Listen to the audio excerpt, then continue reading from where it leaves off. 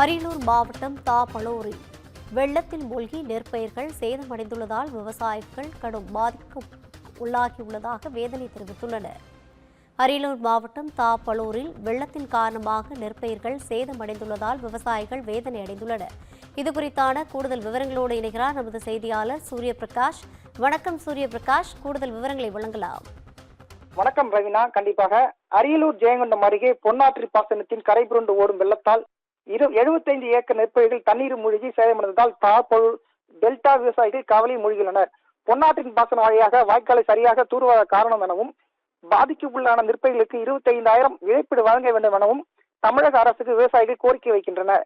அதாவது அரியலூர் மாவட்டம் ஜெயங்கொண்டம் அருகிலுள்ள தாப்பலூர் அடுத்துள்ள சீனிவாசபுரம் தானாம்பேட்டை கிராமத்தில் நவரை பட்டத்தில் 100க்கும் மேற்பட்ட ஏக்கரில் நெல் சாகுபடி செய்து வருகின்றனர். இன்னும் 3 நாட்களில் அறுவடை பணிக்கு விவசாயிகள் தயாராகி இருந்த நிலையில் திடீரென அண்டை மாநிலத்தில் ஏற்பட்ட மழையின் காரணமாக மேட்டூரில் இருந்து நீர் திரும்பப்பட்டது. இதனை அடுத்து மேட்டூர் அணையிலிருந்து கொள்ளிடம் ஆற்றில் ஒரு நீர் திறக்கப்பட்டுள்ளது. திறந்துவிடப்பட்ட அந்த நீரானது கொள்ளிடம் ஆற்றிலிருந்து பொன்னாற்று பாசனத்துக்காக கடந்த சில தினங்களுக்கு முன்பாக தண்ணீர் திறக்கப்பட்டது.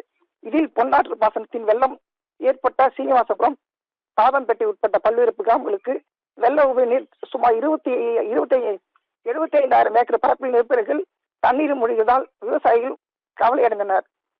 கடந்த 2 நாட்களுக்கு முன்பாகவே தண்ணீர் மூழ்கி இருப்பதால் அறுவடைக்கு தயாரான நெற்பயிர்கள் தற்போது முளைக்கும் தருவாயில் உள்ள இது பொன்னாற்று பாசனத்தின் வாய்க்கலாக சரியாக தூர்வாத காரணமே எனவும் விவசாயிகள் கூறுகின்றனர்.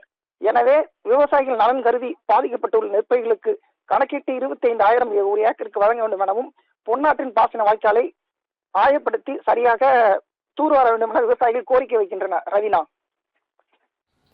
கூடுதல் விவரங்களை வழங்கியமைக்காக நன்றி சூரியபிரகாஷ்.